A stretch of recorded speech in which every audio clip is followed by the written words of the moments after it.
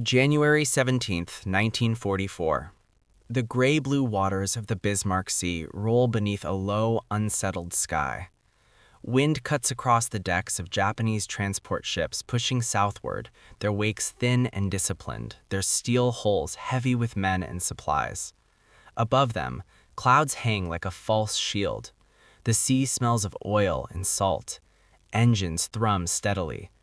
To those aboard, movement itself feels like protection. Ships that move, they believe, do not die easily. This belief did not emerge from superstition alone. It was rooted in doctrine, experience, and geography. For decades, the Imperial Japanese Navy had mastered surface warfare across the Pacific and Asian waters. Naval planners taught that high-altitude bombing against maneuvering ships was unreliable. Bombs fell straight, ships did not. Speed, zigzag patterns, and formation discipline were considered effective defenses. Early war encounters reinforced this confidence. American and Allied bombers had struggled to score decisive hits against moving vessels, especially from altitude. To Japanese soldiers and sailors, the ocean itself was an ally. But by 1943 and 1944, the war had changed shape in the air. The United States Army Air Forces had transformed bombing from a blunt instrument into a system. New tactics emerged, born of brutal trial and error in the Southwest Pacific under commanders like General George C. Kenney. Crews trained not just to bomb cities or static targets, but to hunt ships in motion. Low-level attack profiles replaced high-altitude theory. Skip bombing, where bombs were released to bounce across the water into a ship's hull, turned the sea into a runway of destruction. Forward-firing machine guns stitched decks with fire, suppressing anti-aircraft crews seconds before bomb release. For the Japanese soldiers aboard transports, expectations lagged behind reality. Many were infantrymen bound for island garrisons, New Guinea, the Solomons, the Philippines, already half-starved and isolated. They had been told the greatest danger lay beneath the waves from submarines. The sky, they believed, was survivable. Aircraft passed overhead often enough without consequence. Bombs missed more than they hit. The ships kept moving. Faith in motion hardened into certainty. Then the sound changed. American bombers did not announce themselves with distant thunder from high altitude. They came low, engines roaring like tearing metal, filling the air with an overwhelming mechanical presence. The recurring sound, the deep, synchronized growl of twin-engined B-25 Mitchells, became the symbol of something new. It was not just noise, it was inevitability. That sound meant the attackers were close enough to see faces, close enough to aim. Historical records from the Battle of the Bismarck Sea, March 1943, document the collapse of Japanese assumptions. 8 troop transports and 4 destroyers attempted to reinforce Leh. They maneuvered continuously, zigzagging at speed. It did not matter. Over 2 days, coordinated American and Australian air attacks sank every transport and half the escorting destroyers. More than 3,000 Japanese soldiers died, many in the water, strafed as they swam. Allied air crews recorded hit rates previously thought impossible. Motion was no longer protection. The soldiers noticed small details. The drivers sat upright, alert, focused on the road. Their uniforms were clean but practical, designed for work rather than display. No shouting, no cruelty, no spectacle, just motion. The steady rhythm of wheels on frozen ground became a sound that lingered in memory long after the trucks disappeared.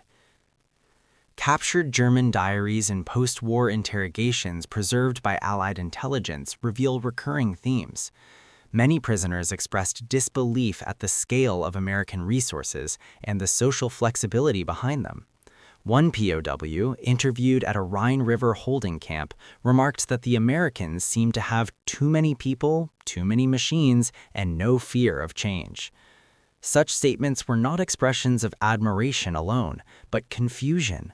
The ideological certainty they had lived with was eroding.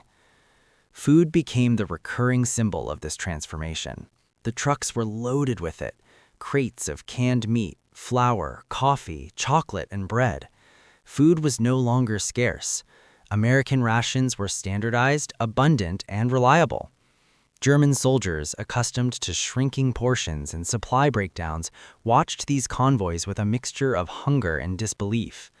According to U.S. Quartermaster Corps records, American troops received caloric rations far exceeding those of Axis forces even in the final months of the war. The trucks driven by women carried not just sustenance, but proof of industrial depth and organizational trust. Expectation collapsed into reality. The enemy was not exhausted. The enemy was not desperate. The enemy did not fear empowering half its population to keep the war machine running. For some prisoners, this realization was more destabilizing than defeat on the battlefield. It suggested that Germany had not lost merely because of tactical errors, but because its system could not adapt. Over time, the image of those trucks lingered.